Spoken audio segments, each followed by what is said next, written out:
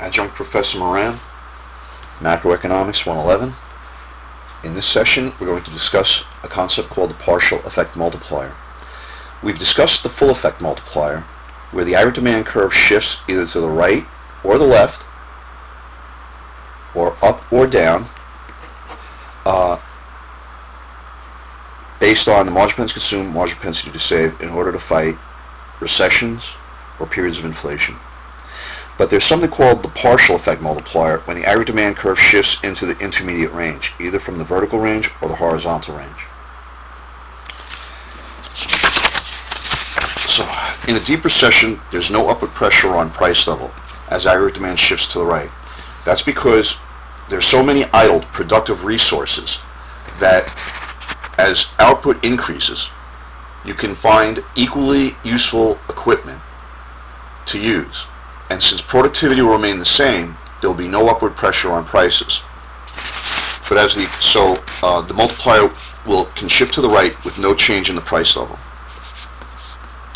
But as we shift the aggregate demand further to the right, we'll enter the intermediate range, which is our goal to hit to hit full employment. Increases in output occur, the multiplier will have reduced effectiveness. If we go 100 to 200, we may try to go from 200 to 300. But we won't make it. This is what we mean by the partial effect multiplier. The same change in government spending or change in taxes, which had an effect of 100 here, will not end up with 100 here as we enter the intermediate range. As the economy increases, as output increases and the economy approaches full employment, the labor market will get tighter.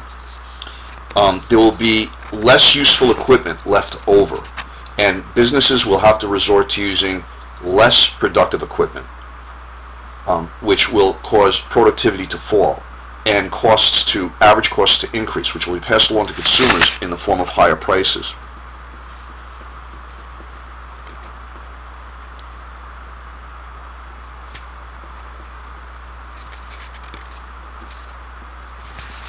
There it is.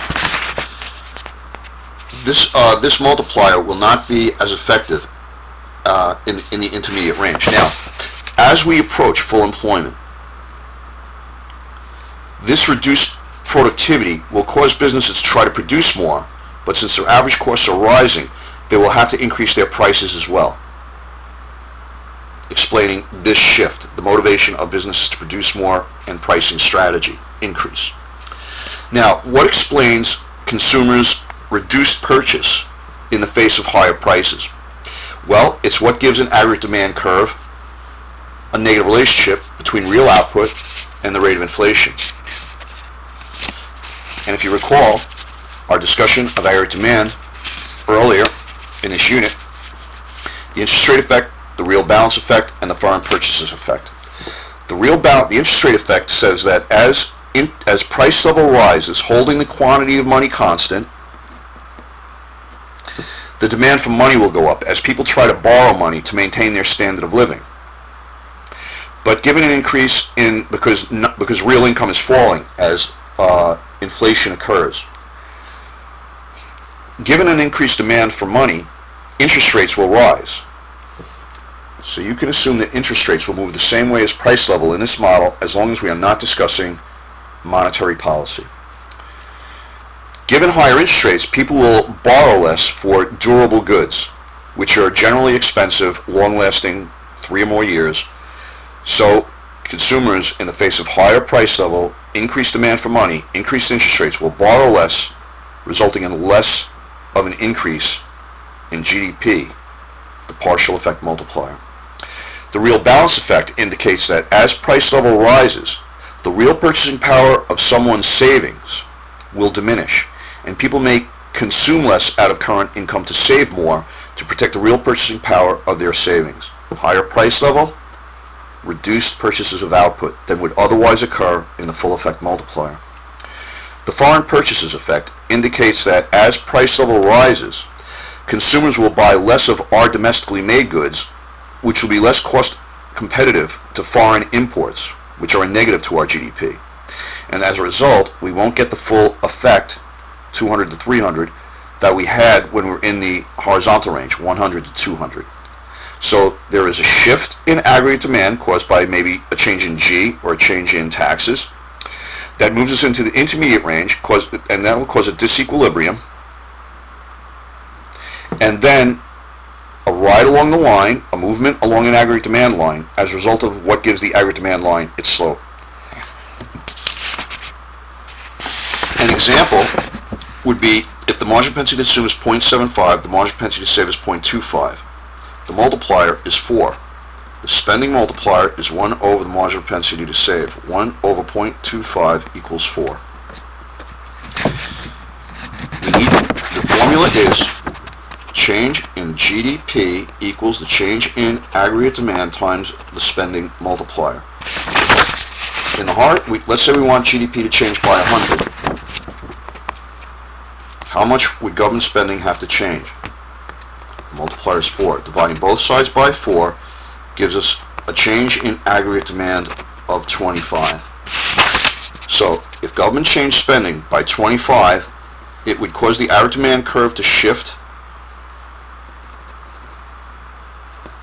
from 1 to 1.1, 125. Rounds 1, a change of 25. Then rounds 2, 3, and 4, 25 each, conceptually speaking, gives us a change of 75, which is the change in 100, from 100 to 200. But if we try it again, although our multiplier will still calculate a change of 100 to 300, as we enter the intermediate range and productivity starts going down and businesses increase their prices as a result to maintain their profit levels, then consumers will cut back from the 300 to some unknown value less than 300 because of the interest rate effect, the real balance effect, and the foreign purchase effect. You can practice with the handout left online, in which case the multiplier is 0.8, which means the marginal propensity to save would be 1 minus the marginal propensity to consume. Calculate the multiplier and try to change GDP by 100 and 100 again. But what would happen here? Would we make it to this point or not? And we would be short of whatever that goal is. Why does aggregate demand fall in the face on one line? Why does aggregate demand fall on one line given an increase in price level?